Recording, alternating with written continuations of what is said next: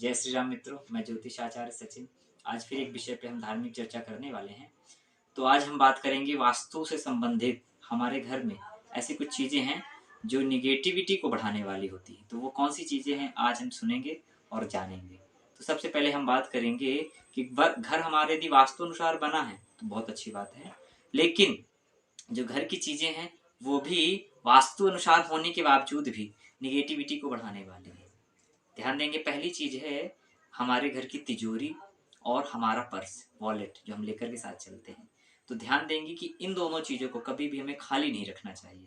घर की तिजोरी हो, चाहे हम उसमें 1 रुपए का सिक्का, एक नोट ही रखें, लेकिन हमें कभी भी उस तिजोरी को खाली नहीं रखना है। साथ ही हमारा जो पर्स वॉलेट जो हम लेकर के चलते हैं, कितना भी हमारे पास तंगी हो, धन की कमी होने वाली हो, लेकिन ध्यान देंगे कि उसमें चाहे हम 1 का सिक्का और 1 नोट ही रखें, पर सदैव ही उस पर्स को हमें भर के रखना है, खाली नहीं रखना है। इसके बाद हम दूसरी बात करेंगे, हमारे घर में जो बाथरूम होता है, वॉशरूम, वहाँ पर रहने वाली बाल्टी, उसे भी हमें कभी भी रात में जैसे हम यूज़ होने के बाद खाली रख देते हैं, ध्यान देंगे कि हमें उसे खाली नहीं रखना, सदा ही उसे भर करके रखना है।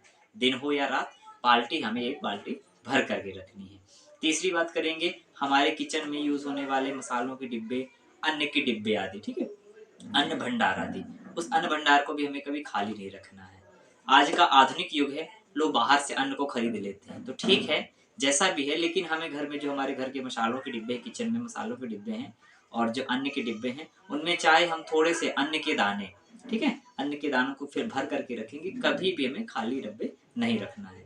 इसका क्या परिणाम होता है, तो ध्यान देंगे, इसके बहुत बुरे परिणाम होते हैं। धन की कमी होने लगती है, ठीक है, धन की कमी होने लगती है, सुख समृद्धि में कमी होने लगती है, कर्ज बढ़ता है, ठीक है, और घर के जितने भी सदस्य हैं उनमें रोगों की वृद्धि हो जाती है।